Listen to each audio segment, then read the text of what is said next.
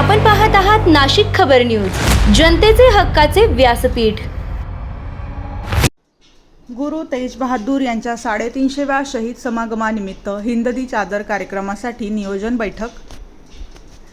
नाशिक महानगरपालिकेच्या वतीने गुरु तेज बहादूर यांच्या 350व्या शहीद समागम वर्षानिमित्त आयोजित हिंददी चादर कार्यक्रमाच्या नियोजनासाठी शहरातील सर्व गुरुद्वारा पदाधिकाऱ्यांची बैठक मनपा आयुक्त कार्यालयात पार पडली। या बैठकीस महापौर हिमगौरी आहेर आडके, उपमहापौर विलास शिंदे, आयुक्त मनीषा खत्री, अतिरिक्त आयुक्त करिश्मा नायर उपस्थित होत्या। तसेच ज्येष्ठ नगरसेवक गुरमीत सिंग बग्गा, अमृतपाल सिंग, रणजित सिंग आनंद, सुमित बग्गा, बलजीत सिंग सिब्बल, गुरविंदर सिंग, तेजिंदर सिंग, गुरमीत सिंग हंडल, सुरेंद्र सिंग सालिया, गुरु अवतार सिंग सिंधू यांच्यासह शहरातील शीख संप्रदायातील प्रमुख पदाधिकारी मोठ्या संख्येने उपस्थित होते।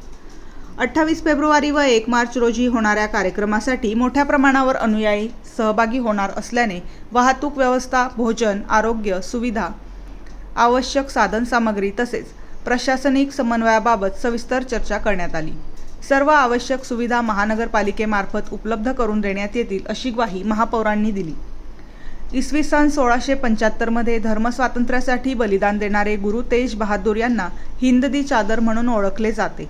त्यांच्या शौर्य, त्याग आणि सर्वधर्म समभावाच्या संदेशाचा जागर या कार्यक्रमाच्या माध्यमातून करण्यात येणार आहे।